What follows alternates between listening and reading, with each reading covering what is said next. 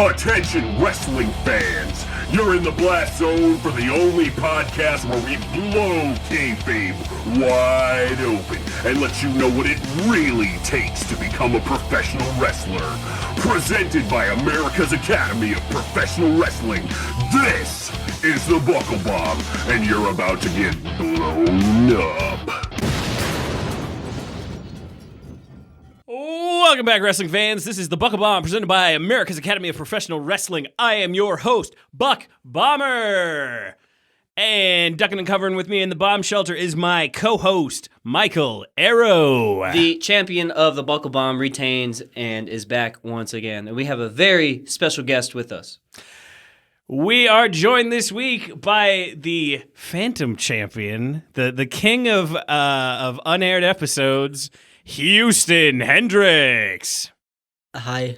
This is the reason why I'm the king of unaired episodes. I'm very, very boring. He's actually been on 20 times, but we haven't been able to use him. So this is going to be the one. His re-debut of the Buckle Bomb, officially official. Man, I'm feeling really bad that you're like, oh, I'm boring, because this is the first ever HEATWAVE Spotlight. I'm scared. Yeah. This is the Houston Hendrix episode. Oh. Yeah, no, this is Buckle Bomb HEATWAVE Spotlight, where we shine the spotlight on the talents of HEATWAVE and hear their story, hear what they're about. So let's start from the beginning. How long have you been training? How long? Even before then. Oh, shoot. How old are you? When were you born? What year? Oh, no. Oh, God. Every time I say this, someone gets mad at me. I'm 16. I was born in 2006. That makes me so mad. Why? Wait, what do you mean, why? Yeah, why does it? You said somebody gets mad at you for it. I don't know why. Maybe not mad. Oh, no, I did mean, why were you born? Why were you born then? I was born in 2006 just because, I felt like it. Why were all of you old people? Why weren't you born in 1906? Because then I'd be dead. I'd be wrestling, Luthez or something like that. George Hackenschmidt. I think that's a little later on. They're in the 50s, I think. George Hackenschmidt is probably before 1906, I mean. Oh, yeah, right. You know, excuse me, you know more history than I do. Dude, I'm going to do so much censoring now because of you f***ers. What did I say? I said the F word once by accident. Okay, so you were born in 2006. When did you stumble upon professional wrestling? Dude, this guy's younger than the Nintendo Wii. No, when did the Wii come out? 2005. Really? I thought it was 7, 8. No, it was when I was in my second year of high school. When did you graduate high school? 09. 09? I graduated. Dude, this guy was 3 when I graduated high school. Yep. How did you find professional wrestling? I don't remember the year. It was around 2010 or 2011. So when you were 4 years old. About, yeah. I was the same age. I'm born in 95. I'm an old man. So I thought you were going to say you were the same age in 2010. We're the same age. I was born in 95, 06, whatever. But no, yeah, I remember the end of the Attitude Era, 99, 2000. I was 4 or 5 getting into it. So that's cool. It's around the same age. Were you drawn to WWE because it was mainly just them? I guess you also had Impact. I was WWE for a very long time. I didn't even try to explore. The first time I ever explored anything was I watched maybe 2 episodes of Lucha Underground during season 1, and I just completely forgot about it. I didn't give them a chance, and now I love it. I need to go back and watch that because apparently it was great. I missed out on a lot. Apparently, I know. It was very cinematic. Yeah, and that's what really turned me off at first, but then I discovered and got into the actual matches on YouTube, and I was really blown away. Yeah. So the right way to think about Lucha Underground is that it is the telenovela of professional wrestling. I don't know what that means. Me neither. Telenovela? I don't know. Telenovela? It's like Mexican soap operas. Okay. Television novel. I did grow up with that. Dude, my grandma on my dad's side, I wish I spoke Spanish, but she does. But she would watch 8, she would call them her soaps. She would keep up with 8 shows at once, pre-Netflix, hundreds of VHS tapes. Looking at Lucha Underground from a soap opera point of view would be terrible for me because I hate soap operas with a burning passion. That's what wrestling is, pal. Yeah, I was going to say, do you know where you are? People No. have always said there's two shorthand ways to describe professional wrestling: anime for rednecks and soap operas for men. I don't know how I look at professional wrestling, but I look at those neither. I don't look at it at all like that. Well, how can you describe? Yeah. What's your what's your blank take for on it? blank to describe professional wrestling? I just I don't know how to describe it. Kind of like a story. Story for who? It. I don't really know how to describe it. You've been doing this a while to not know how to describe it, son. I mean, I it mean, is like the way I hard. look at professional wrestling. Okay. It's It's telling a story of two fighters. There you go. I think that's like it at its pure. It's non-verbal storytelling. Yeah. Originally, it was a contest, but eventually, I was gonna say it's evolved. It's not what it used to be for sure. Whether you like it or not, I guess you kind of have to admit it is some sort of theater now, Yeah. rather than it used to be more closer to a sport.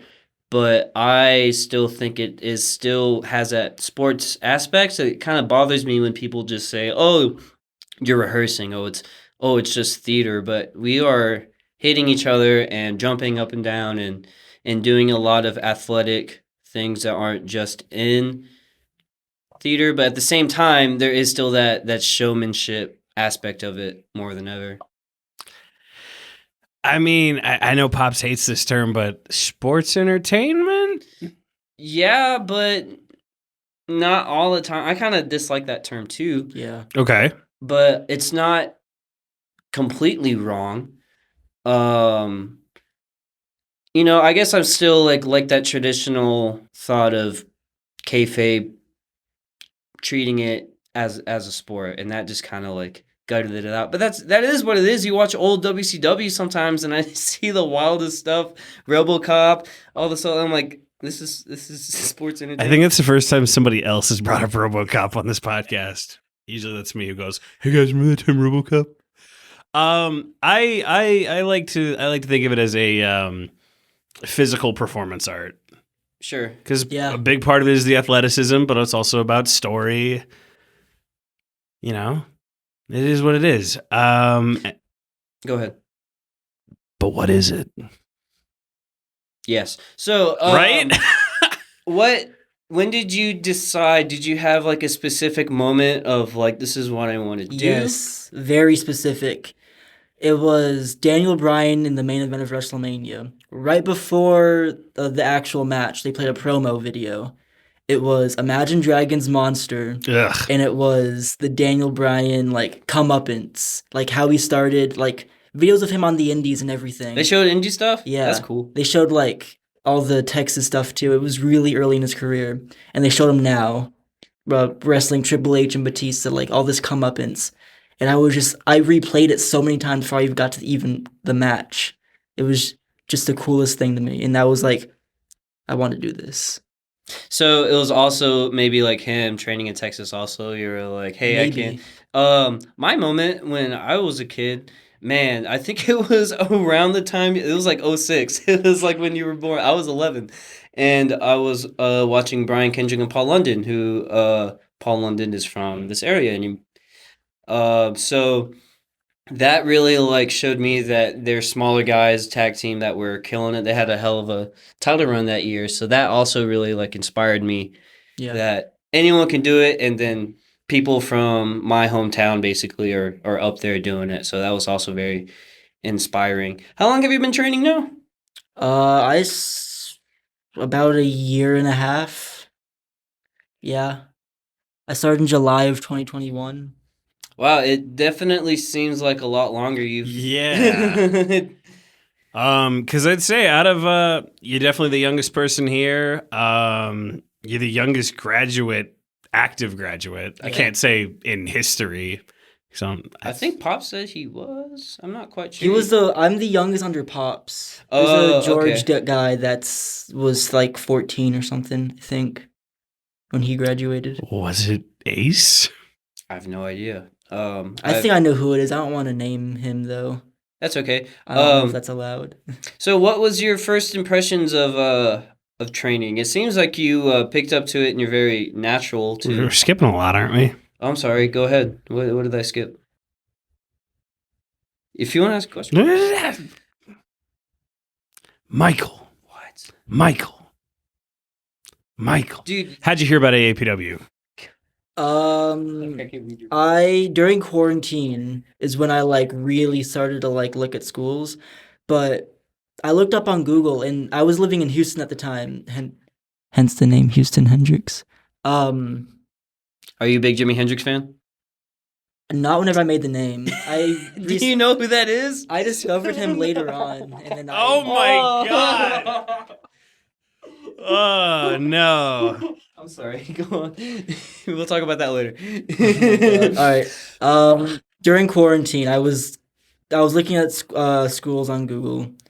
Nothing showed up. There's a lot of stuff in Houston. There really is. Nothing was on Google. So other than Booker T's promotion, which is in like Texas City, so it's really far. That's a long drive if you live in Houston. Right. It's like an hour. It's like an hour and a half. And you don't drive yet, do you? No, I didn't. I certainly didn't drive when I was 14 during quarantine. So I was looking at school. I couldn't find anything. The nearest thing was Booker T's. That was a long drive. The second thing was AAPW in Austin. That was closer? No. Yeah, that was good. Yeah, I was like, there's no way. I'm sorry. So I always had my eye on AAPW because it was a lot cheaper. Booker T's place is very expensive. It's worth it though. Yeah, If you have the money, do go to Booker T's. A lot of good dudes coming out of there. Yeah. A lot of good dudes. But that's just not where it was at the time. Now I was looking at AAPW. I was like, I'm gonna go to college. Is UT the college here? Yes. I had a plan. I was gonna go to UT and try my best to go to school there or come here while I was doing college. Then all of a sudden I just moved to Austin. Out of the blue, I had like a 2 months notice, and I was like, hold on, the wrestling school is like 8 miles away. Mhm. So I asked my parents. They're like, you know what, we'll go check it out, see what the deal is. We checked it out, signed the contract, and then I started the next week. So your parents are cool with it? Yes. My mom is but my dad got me into wrestling, so So it's he's his cool fault. with it. It's his fault. Your dad does seem very cool and very, very supportive, and that's cool. My parents were not. So, I mean, I'm an adult. I can do whatever I want, but I could tell they'd probably want me doing something else. But it's really cool that your dad is so supportive. So now that we segued into the question I had earlier, what was your first impressions of training? I was expecting it to be hard, but there are so many like minute and minor details that go into training that you would have never like positioning Mhm. and like we're obviously working with the other guy, but not to that extent. And how like being one step off can throw up the entire match, and like the psychology, the match structure, so many things that you don't even can even fathom if you're just a fan and know nothing about it. Now that you're kind of like initiated and you're watching matches and breaking it down like that, does it change it for you? Can you still kind of I can't see wrestling the same way. Right. I usually when I study matches, I do specifically match structure / psychology. I don't pay too much attention. I probably should a lot more. I don't pay too much attention to like footwork and stuff like that, and seeing like when they call spots or whatever. But I can't see wrestling the same way. Even if I quit, Right. if I quit right now and I went home and I watched Raw because it's Monday, It's like a switch you can't turn Yeah. off. I can also relate as a musician. Once you break it down and know what to look and or like listen to, Yeah. it's not the same. You can't help but analyze it. It's like a switch you can't turn off. It's funny that you say you focus on psychology and storytelling, but for me, it's more when I watch matches, more or less to footwork, but I'm looking at what they're doing, how they're doing it, why they're doing it, which I guess also goes to the Yeah. psychology part. So yeah, it's like a switch you can't turn. I can't just like clap and cheer for the baby face and anymore. I also feel bad because like I'm only a year and a half in and I'm judging like these 20-year vets that are in the ring. And I'm like, Well, you have the luxury of starting so early, so you gonna have learned a lot more than someone else starting later. So I mean, you can always have opinions. Sure. Like once you know how the sausage is made. Like before I started this like chapter of my life, I got a degree in game design. Whenever I play video games now, I'm always just like, It's the same thing. yeah, it's the same thing. I was gonna say, also with watching wrestling now,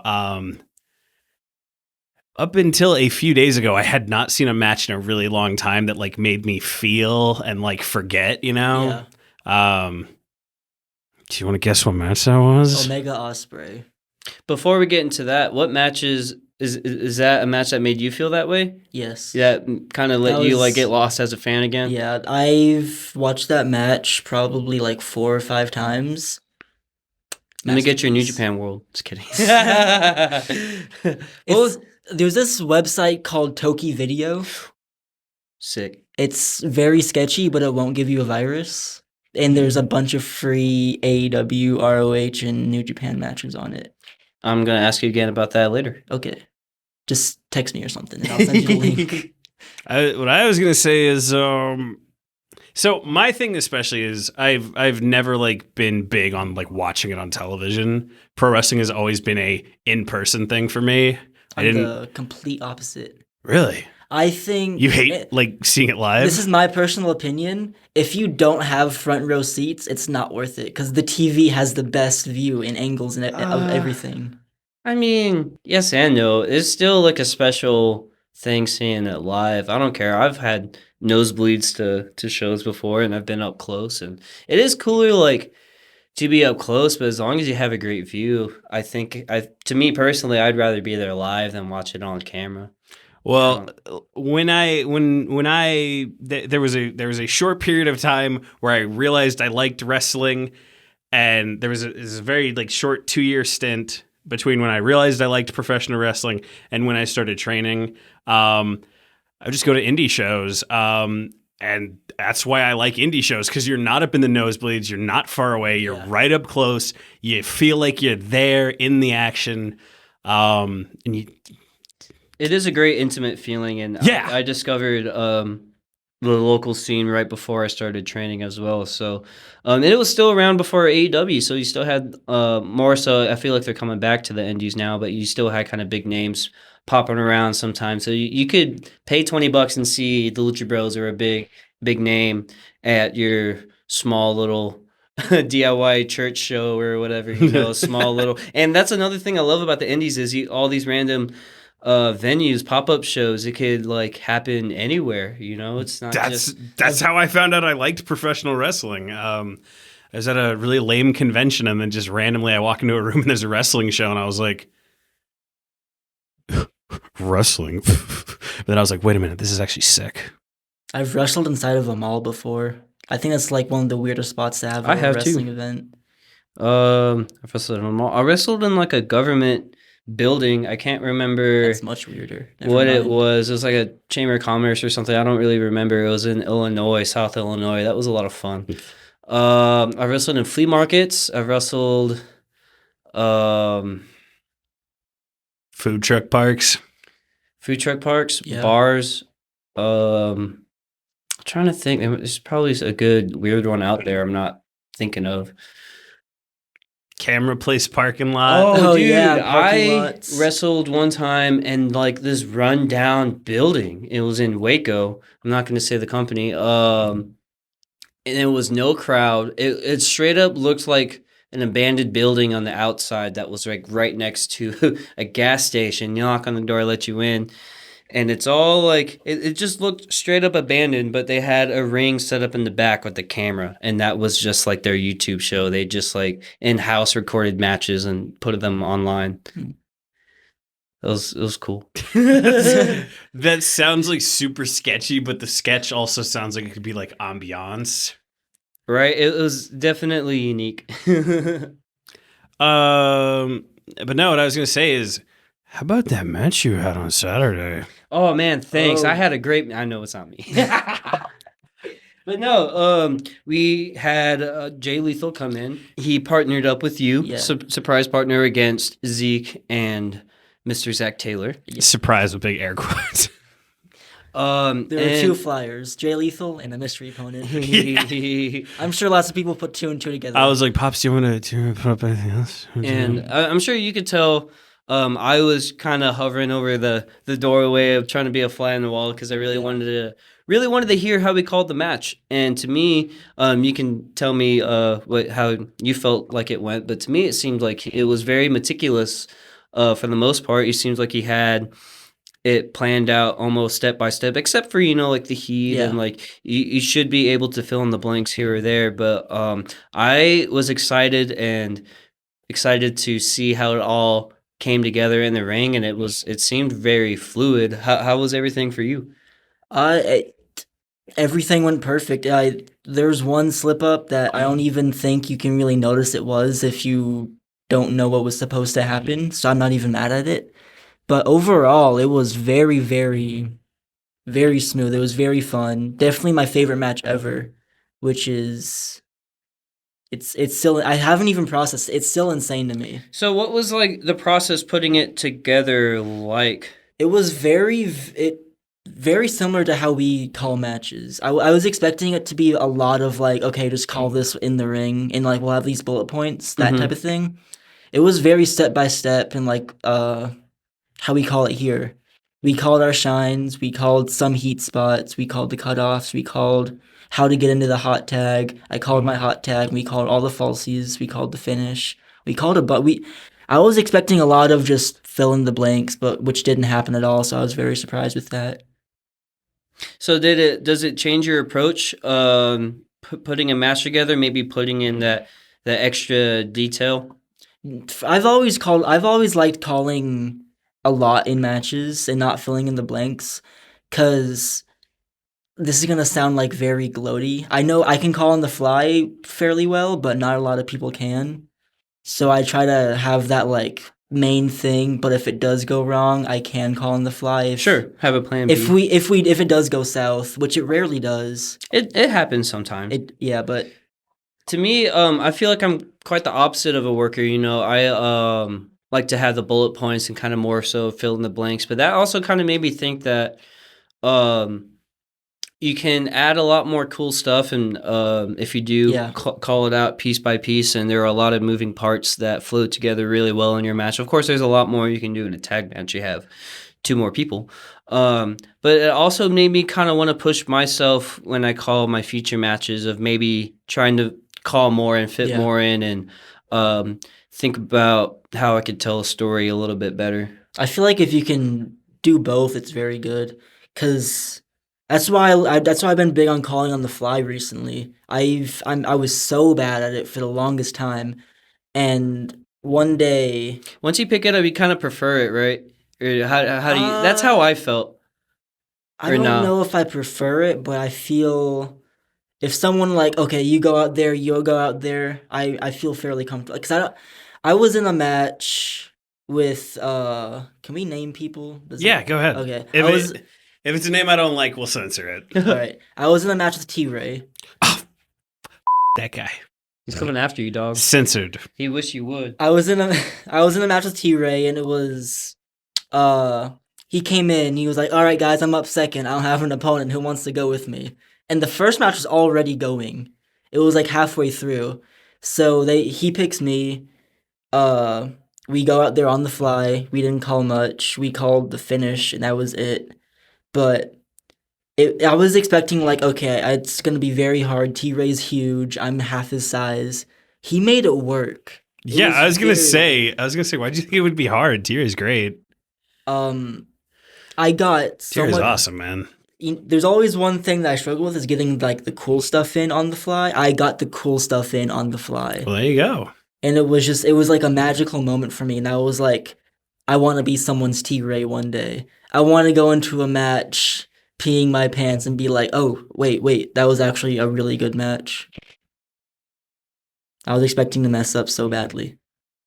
Nice. So now that you've been in the business, I guess I'll say for a little while, what are your goals? Do you want to go to WWE? Do you want to go to Japan? Do you care where you go? What's your goal? What do you want to do? I just want to be able to make a comfortable living off of it. Whether that's staying on the indies and somehow making a comfortable living off of that, or if that's going to ROH, going to WWE, going to Japan, going to some European promotion or something like that. So you're trying to get PTB, What is that? Maybe. pay the bills. Yeah, Oh. pretty much. I mean, that's my goal too. Just Yeah, no, just that'd be live cool. comfortably off of wrestling. I don't really. I want to go to Japan. I want to go to Europe. I want to go to Europe.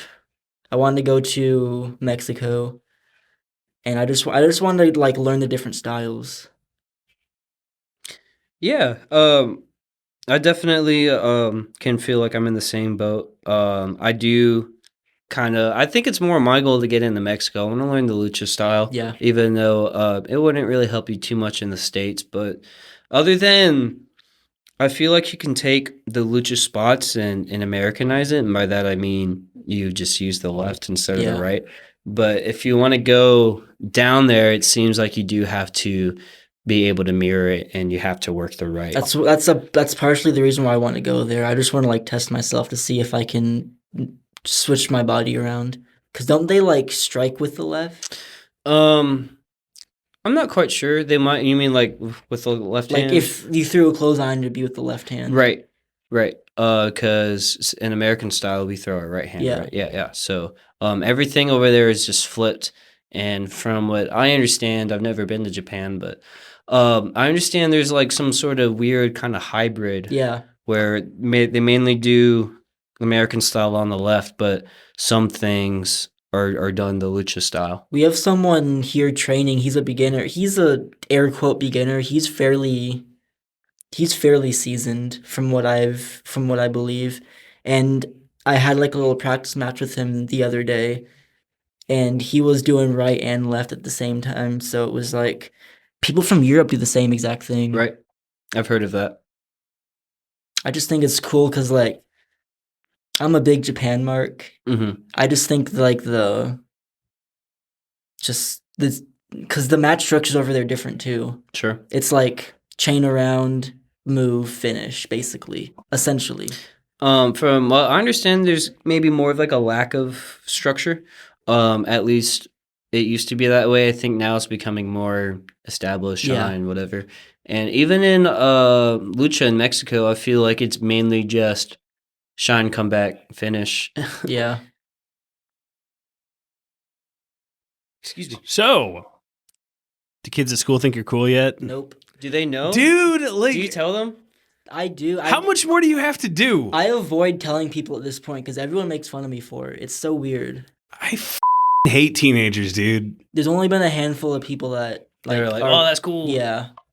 No, but see, dude, the thing is, the problem with young people is they're just like, I mean, I wasn't even. Young people just find any way to put someone down. exactly. Thank you. That's what I was gonna say. I'm like, man, it's just like everyone's like so insecure that just they see anybody doing anything and they go, "That's fucking cringe, bro." I mean, I wasn't even training. I was just like walking around. I would find like wrestling books in the library because there was always like a couple. Yeah. And I would check them out, and everyone would be like, "Oh, that's what are you doing?" Da, da, da.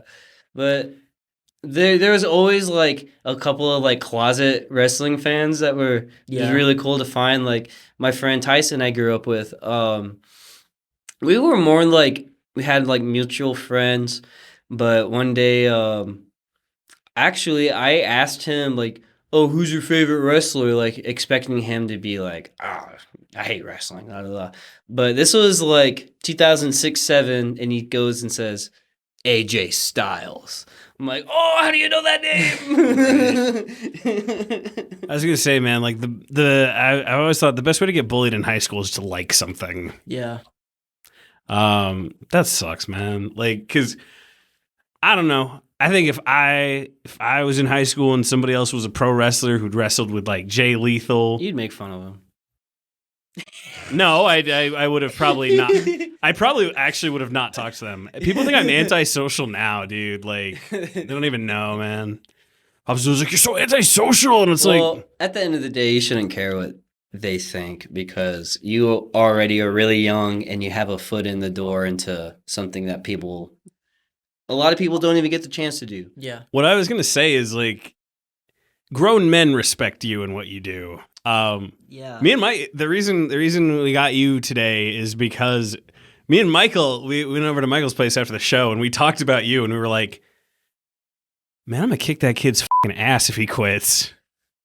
I didn't say it like that. I said I'd be mad. I took credit for it. I was gonna take the heat for it, but no, he is the one who said it. Wow. I mean, you're talented. Like, I see a kid at the skate park. I like skateboarding. I see the kid like doing a bunch of tricks. I'm like, man, I hope he sticks with it. I hope you stick with it because that's a talent that you have, and you can get somewhere. So just keep putting in the work, never give up. And I am one to give up. I should tell myself that too. But no matter what, you got to keep grinding. So no matter if you're 16, I'm 27, it doesn't matter. You got to keep pushing.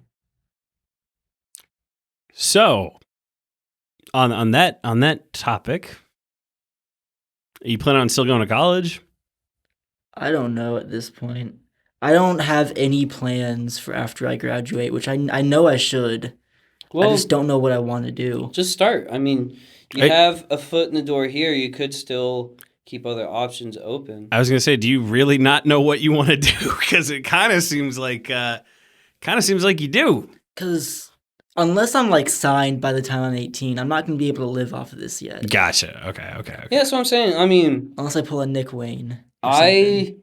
out of high school, I just straight went into working full time, which sucks. But if you're able to like dedicate and climb the ladder, people will respect that you're willing to put a lot into your work, so they'll work with you with wrestling. And it's funny, before I started wrestling kind of late. I started wrestling when I was like 25. So right out of high school, I was playing drums in bands. So it's almost the same thing, except you're not getting slammed to the mat, but you are still hitting the road, having to dedicate a lot of time to rehearsals and long nights at shows, and then having to go work in the morning. So wrestling is going to be the same type of schedule, basically. And you could possibly go to college if you want. I recommend that if you have a career goal in mind. And I have no career goal. I don't know what I want to do at all. So let me give you a little advice there. Community college. It barely costs anything. I wish I stuck with community college because I was a spoiled brat. My mom was paying for me to go, and I stopped. And I wish I still kept with it. And even if you don't know what to do, you could still like get your basics out of the way and still advance your education and still advance your education in the wrestling business too. Just take a few community college classes, pick up some skills, figure out what you like. Just do that. Because like I know there's like a lot of pressure on young people to like know what you want to do. Yeah. You could change your major. Yeah. That's a lot of money though. Not in community college. And man, you still get an associate's degree no matter what. Like, man, people go to university. Well, isn't there like debt forgiveness now? Something like that. I don't know. They're making a big deal about it, and I was like, man, well, I never had college debt anyway, so I don't care. Yeah. Cool for everybody else. Get some free college. But no, dude, community college, it's like it's not even like super committal. You just sign up for a class, it's like $200. Do that for a while, just Hey, you got more direction than a lot of kids. For sure. There are some kids way worse than I am, which surprises me sometimes. Worst case scenario, get a restaurant job, become the manager, and keep wrestling. And then quit. Quit the job, don't quit wrestling. Yeah, don't quit wrestling. Quit your job as like a pastry chef or whatever. I did that for a long time. Well, not pastry chef specifically, kind of. Well, you'd always bring in pastries. Well, yeah, I mean, there was like... So I used to run restaurants, and one thing I kind of regret is I do kind of think about I left on bad terms. So there goes my my reference that I spent almost 10 years on. So always leave a good reference, even though it is messed up. And I don't like how they can just drop you and you got to like give them a notice. You know, Yeah. that's messed up. Well, actually, did you know like if you're gonna be super legal about it, they can't actually say bad things about you. For real. They can only confirm or deny that you worked there and for how long you worked there. I will put them on my my resume again. Yeah, dude, you asked me for like to be your reference on something, and I'm like, That was different, ah, kind of. I didn't know what it was because I didn't do it. Exactly. I didn't want to give my info to something. Thanks, pal. Well, you're welcome. So yeah, no matter what, don't quit wrestling. And man, there's all kinds of ways you can just make money now. Even if it's just online, it's really just trying to find an idea and then stick to it. Bitcoin. I mean, you good luck. Good luck with I mean, the money to be made in Bitcoin is make up your own coin, get some investors, get some people invested in it, and then dip out. Run a crypto scam. Exactly. The FBI will use this as evidence one day. Legal disclaimer, we're just kidding. Legal disclaimer, not financial advice. No never mind. Buy WrestleCoin. Yeah. Didn't MJF come up with a cryptocurrency I have no idea. at one point? That's funny. I don't know if it was a joke or not, but Like MJF sent a tweet out one day and it was like, buy MJF coin or something like that. Yeah, you guys want to buy some Houston Hendrix coin? I already have some. Some HH coin? Hulk Hogan. How come we don't call you Double H? People do sometimes, and every time they say that, I say Hulk Hogan, and it shuts it down immediately. Ah. I'm never called HH ever again after that. Well, now I'm just gonna keep calling you Double H. Hulk Hogan. Double H. Hulk Hogan. Hulk Hogan. What you gonna do, brother? Oh man. What you gonna do when Hulkamania runs wild on you? Listen up, Jack. When I was a kid, that scared the shit out of me. The Jack? Yeah, like, okay, imagine being 4, you don't even have a single brain cell yet, and the man on the TV yells your name at you. Oh, okay. Now I get it. I don't get it. You know, Hulk Hogan just looking right at the TV and going, "Listen up, Jack," and I'm just like, "How do you know my name?" I'm like, my brain's not developed enough to know the difference between what's plausible and what isn't. You know what scared me as a kid was Kane setting JR on fire. Yeah. That scared me. That's scary now.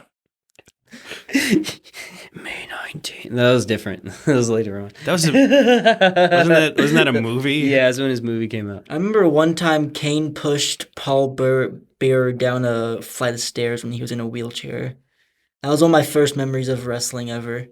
It's a good time. They loved doing that. It was right when Kane was about to leave, before he got like the iron mask and like the singlet and stuff. It was right before that injury. And it was terrifying. Word. Speaking of stairs, you know what I think we need? Stairs? Yeah. It's the dumbest idea I've ever had, but I'm like, let's just get some stairs that are stairs on one side. We have stairs. Stairs on the other side. No, for the curtain. Oh. So people could start off elevated and then walk down. Oh, okay. That would make things so much cooler if we had some lights on there. Okay, I see that. Once we Little mini stage. once we have money for things. yeah, anything. Well, it all goes to you, huh? Just kidding. I'm sorry. Shut up. You can cut that out. Greenback has been. I watched a show. Greenback's not here. That's Buck Bomber. Buck Bomber. Man, I've already said my shoot name. We can just say whatever. It's fine. I watched. I think it was our match actually. My debut match recently. The quality of the streams has really improved a lot since then, and you don't realize it because it's like such a very slow progress. When you go like, back, you're like, whoa. When you go back and it's like all these things at once. Thank you for Right. that. Because I don't think you're like single-handedly responsible for all that. Not completely single-handedly. He had help. Mac Monday has helped me out a lot. Mac Monday? That's Jeremy. Oh. He's Mac Monday on commentary. That's his worker name? Yeah. Okay. But yeah, I've done some stuff and I want to do more. It's all a matter of getting Pops to buy some more stuff. Bye, pal. Like a second roaming cam would be cool. Didn't we have one Don't for worry, a while? This is broken. Oh, okay. Greenback said he will be happy to sponsor a camera for us. Thank you, pal. Appreciate Greenback doesn't have any money. it. Wow. Thank you for the camera, Greenback. Buck Bomber has some money, but also we're trying to. Come on, Buck. What I'm trying to avoid is I'm trying to avoid buying equipment because if I peace out one day, Wow. I don't want to leave AAPW with nothing because I'm like, if I buy something, that's mine. Well, Yeah. you could still leave it to them. No. If I leave on bad terms, I'm taking all of my things, which right now is nothing. So that's how I want it to be because I don't want AAP. Even if Why are you anticipating leaving on bad terms? I don't. No. I'm future proofing. I'm future proofing AAPW. Making sure that we don't go broke one day. Yeah, because like if in the past, twice in the past, when there's been a changing of the guard, we lose like a lot of stuff. Yeah. And then we got to start working again from zero. So it's like I don't want to leave. If I get tired one day of everybody being like, man, Bug Bomber sucks, and I just go, you know what, forget this, I'm out of here. I don't want to leave AAPW with nothing. Well, you now don't want to leave AAPW with nothing. When you get mad, you'll wish that you did it. Right? Man, I should have bought everything. Then AAPW would have gone under. AAPW would have nothing. Stupid AAPW. But yeah. What do you want to do next, Houston? He doesn't know. Just kidding. We established this. Well, what just anything. Who do you want to wrestle next? Who do you I want? want to wrestle next? Anywhere, anybody. I accept your challenge. I do want to have a rematch with Arrow one day. Okay. One day. Dax Harwood. He's so good. Dax Harwood's on the top of my list for like dream matches. Okay. What about realistic match? Realistic matches. Who in Texas do you want to wrestle right now? It's a lot of names to think of. You ever wrestle Prince Adam? No. That'd be kind of sick. That is a guy that I want to wrestle. Yo, can we try to book Prince Adam against Houston Hendrix? You could try. Pops it there. Hey, Pops. He did this once, and now he tries to do it. Yes. Did it work? What It other did- match? It did work. What? The white elephant match. That Wow. was me. That was my idea. No, it was my idea. No, pal. No. Bro. We can go back. I've got Do it. footage. I Do got it. footage. Okay, I'll edit it in right here. Let's be quiet for like 2 seconds so I have a nice clean spot to put it in. See, what happened was you said, hey, we need to think of a Christmas match. And then I gave the idea, and you pitched it to Pops. It's gonna be hilarious if he's telling the truth and you're like, you know what? Get 2 seconds so I can put it in. That's why I It's said just it right Arrow. after. if Because I'm you're gonna hear that clip. if I'm wrong, I'll record audio of me apologizing. Here. Just send it to. Okay. I'd like to formally apologize. I was wrong. Michael Arrow is actually who came up with the white elephant match. I'm sorry that I've let everyone down. I will try I'm to the be, mastermind. Now clip that out of I'm apologizing. I will try to be better in the future. Now Arrow, clip that out of context. Man, this guy doesn't even have a computer. He can't clip nothing. Hey, I can do it on my phone. Dude, okay, this guy was asking me about like ripping stuff off of a Oh, DVD, and then I was like, okay, yeah, I know some programs, and he was like, I'm probably gonna need a computer for this. And I'm like, you were talking about doing that without a computer? There's probably some gadget that lets you do it on your phone. I didn't really look into it. I'm so like, I was actually talking to Zach today about another thing we can do for promoting AAPW, but he was like, oh, you can do this from your phone. And I'm like,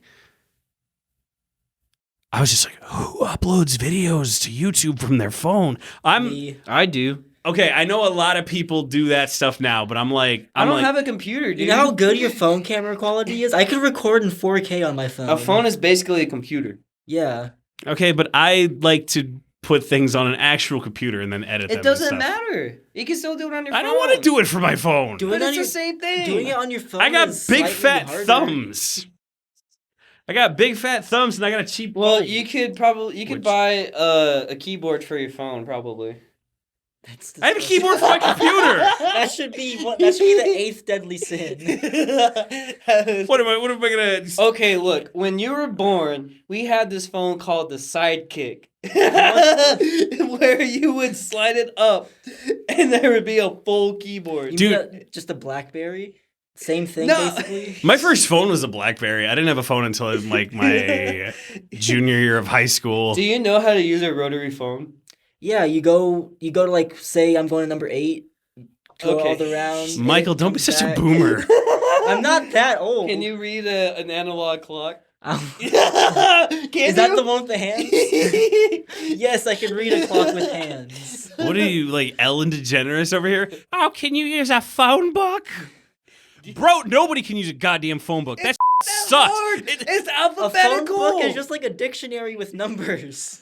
If you really think about it. Yeah, but it's inconvenient as hell because there's so many damn names. Man, I remember having to flip through a phone book. I remember some guy came to my school one day. It was like an anti-drug thing, and he ripped a phone book in half. Dude, I think the same guys might have come to my school. They go to every middle school, dude. They went to mine.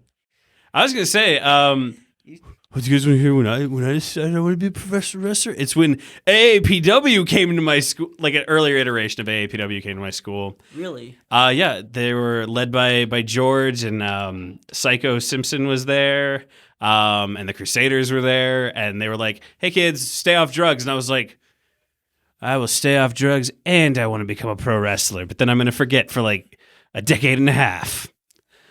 But yeah.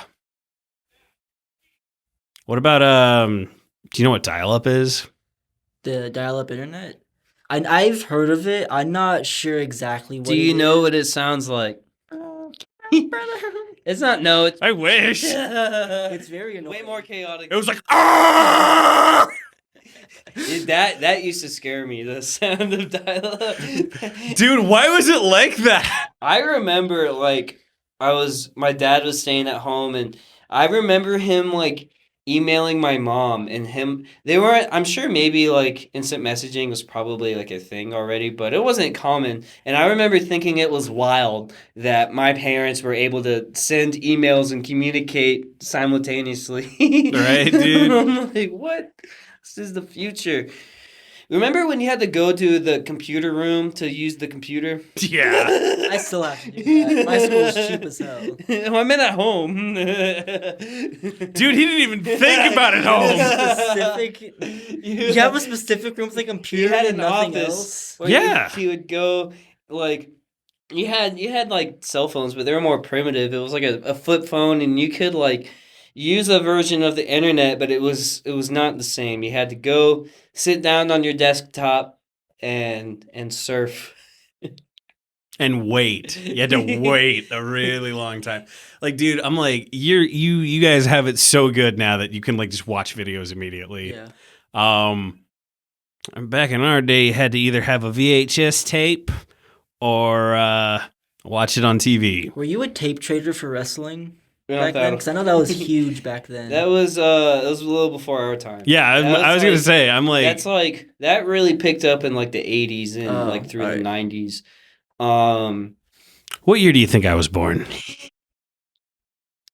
There's no right answer. If I'm young, you're gonna be offended. If I'm old, you're gonna be offended. Well, 94. Nah, 91. 91. I was gonna guess 92. I mean, for us, it was more of like, I mean, DVR like came out. It's funny, man. My like peak of wrestling fandom as a kid was like 2006. And so I just think about when it was like when you were born. But that's like when DVRs were like brand new, and I thought it was the wildest thing in the world. I could pause, rewind, and record just like that. So It was mainly just like Raw and SmackDown, and then it wasn't until more like later on when I fell in love with wrestling a few years ago that I dove into all the different stuff online, the indies and Japan and Mexico and beyond. I didn't have on demand up until like 2016 or something. That's whenever I like watched Lucha Underground, I think. And I like went on this like weird spree of like the TNA, ROH, and I just didn't like it. I But it was was super still into so TNA. cool. I was like hype when I was scrolling through it, and I was like, "Oh my god, there's another wrestling company!" And you had Kurt Angle and Sting and Scott Steiner, and then Samoa Joe and AJ Styles. So I felt like I stumbled upon something small and cool. And there was also like surfing the more primitive internet. That's like I stumbled upon. I'm pretty sure it was like CZW, but it was way too much for me. I saw someone I get like hit with glass and it left like a chunk in their back or something. And dude, I can't find this video now, but I remember this so vividly when I was a kid. It might have been a light tube, or let's just say it was a light tube. He was standing like on the outside next to the apron, got hit with it. There was a large chunk of glass like hanging out of this man's body, and the camera followed him, and he straight up just slowly walks straight to the ER tent and just sat down. And I'm like, this is too much. Like, I was a big ECW fan. I was like getting into the hardcore stuff, but that was too much. when I was maybe 5 or 6, I was really young. I found I forgot what type of, I don't remember what company it was. It was some guy with like, uh, it was some type of saw. I think it was like a hand saw, and he was just grinding across the dude's forehead. That sounds like CZW. And it was traumatizing because I was like 6, and I was on YouTube, and I stumbled upon it, and it turned me off of wrestling for such a long time. I didn't get back into it until I was like 8, because I was just like so scared of it all of a sudden. Right. So there was that. I was terrified of the boogeyman. He's gonna get you. Man, he looks so friendly without the makeup on. He looks like a really friendly guy. I'm like, that looks like a guy that I would like try to start a conversation with if I was in like a waiting room. Yeah. I'd say, Do you know who that is? Boogeyman? Yes, I know. Okay, who the yeah, he's gonna get you. He eats the worms, which worms are actually pretty good for you. That's so disgusting. They're mostly muscle, So like weird bug muscle. Would you be okay with him baby birding it into your mouth like he did? Am I getting paid? I hope so. I don't know. So you get paid 500. Sure. Okay. That's a lot from you. I 250. was expecting a hard no from you. I'm surprised that you. I mean, one, it's the prestige of it, What? He is a famous professional wrestler. That is a famous spot. Sure, I'll do Thank you it. so much for spitting worms in my mouth, Mr. Boogeyman. I mean, would you not? Probably not. I would probably like throw up in the back. I don't know. Yeah, I mean. And nowadays, that clip would probably go viral, so that'd get you some big clicks. I would do it, but I wouldn't be like, "Thank you, Mr. Boogeyman, for doing this to me." Oh, hey, cool! I got not like, hey, cool! I got to do the thing that other people have done. I would do it, but very, very reluctantly. Okay. I wouldn't like be appreciative of it. I would be appreciative of the money, but I wouldn't look back on it and be like, man, I was. You wouldn't say, hey, Boogeyman, that was fun. That was fun. It's cool to try that once. I would do the thank you for working me handshake, but I won't be like, it was an honor for you to spit worms in my mouth. I mean, I never said it would be an honor to do that. I said it'd be an honor to work. Kind of talking. It'd be an honor to work with the Boogeyman. All right. Would you rather take the worms or take the stink face from Rikishi? Stink face. I'm gonna go with worms. Look, those worms are clean. Okay. You don't know that. I've taken a stink face before. It wasn't that bad.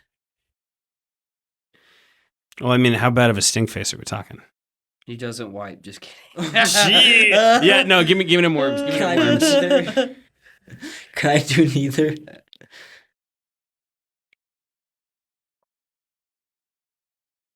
All right. Sorry, I was stretching there.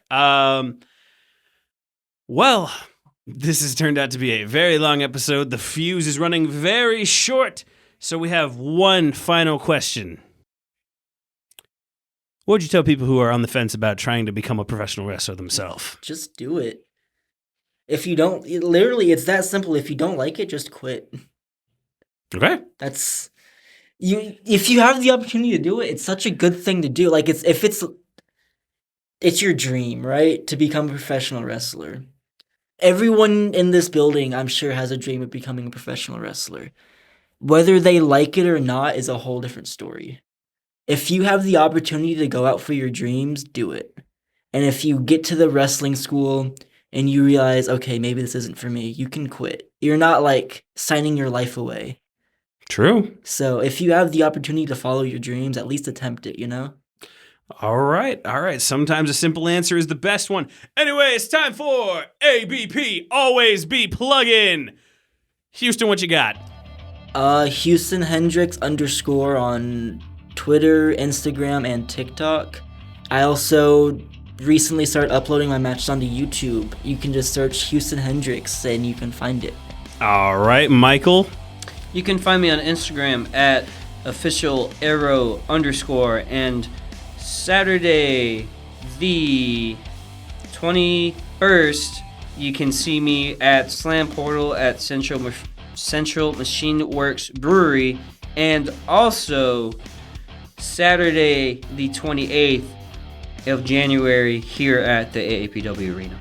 Nice. OVW will be showing up that day. True. Manny Domingo versus Doug Basham in the main event. Yeah. And you can find me Greenback on Facebook, at Ben Greenback on Twitter, and Greenback Wrestling on Instagram. I'm gonna start actually putting stuff up again now that I'm doing stuff again. All right. This has been another episode of The Buckle Bomb, and you have been blown up.